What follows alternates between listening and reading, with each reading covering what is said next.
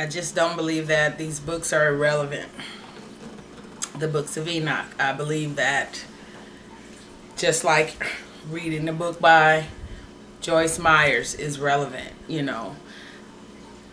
a believer's take on who God is and what he's done and how good he is, and that's what the lost books are.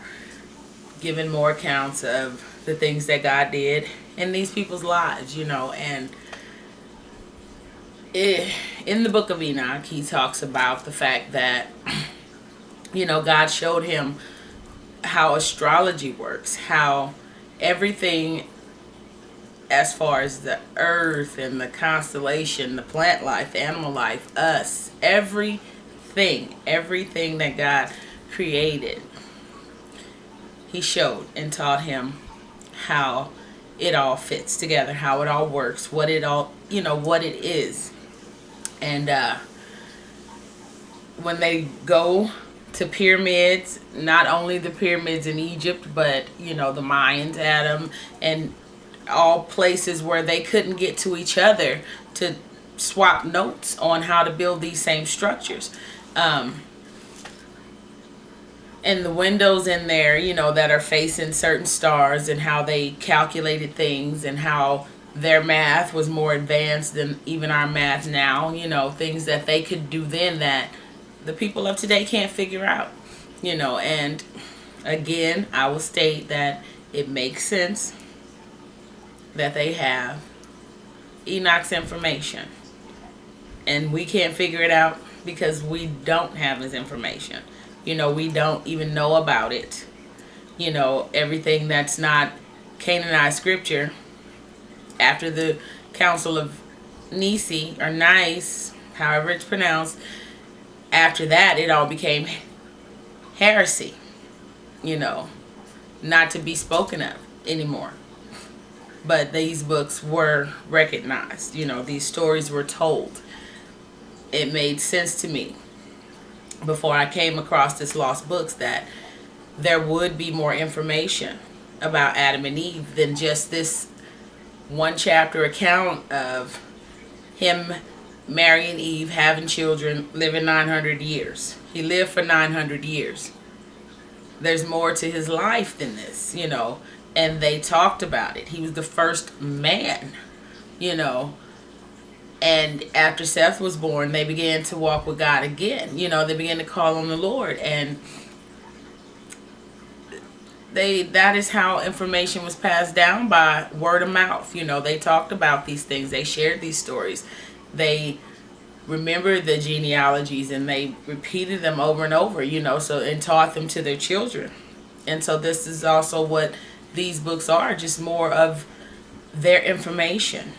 And in the last days, the rocks will give up their secrets, and it is out there now for us to check it out, and not to simply not look into it because we're told not to, Test it against the spirit and see. That is just my advice. I would want to know more information, and for me, it increases my faith, and it makes these characters that had been, just a myth to me before I got saved, before I started to read the Bible for myself, and I would hear about Adam and Eve, and it was just, did they really exist? Because we don't have any more information other than what you hear every now and then at church, and that, like I said, that one chapter of their account of their life.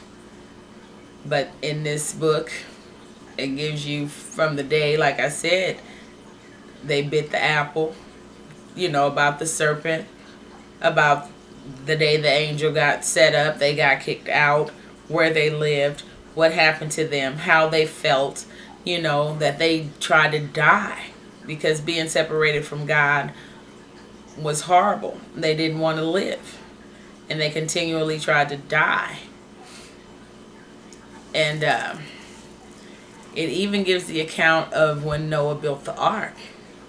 It said when Noah built the ark, Jared told Noah to take Adam's and I believe Eve's bones on to the ark with them.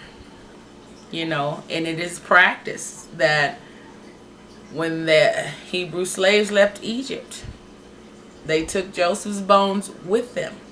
That is what they did. They took them on with them.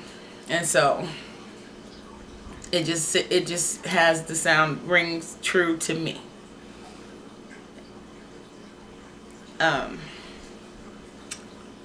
See, Lord, I'm going to let it go with that because I feel like I'm laboring. And, I'm not going to do this in my own strength. I look forward to picking up in chapter 7 with you guys.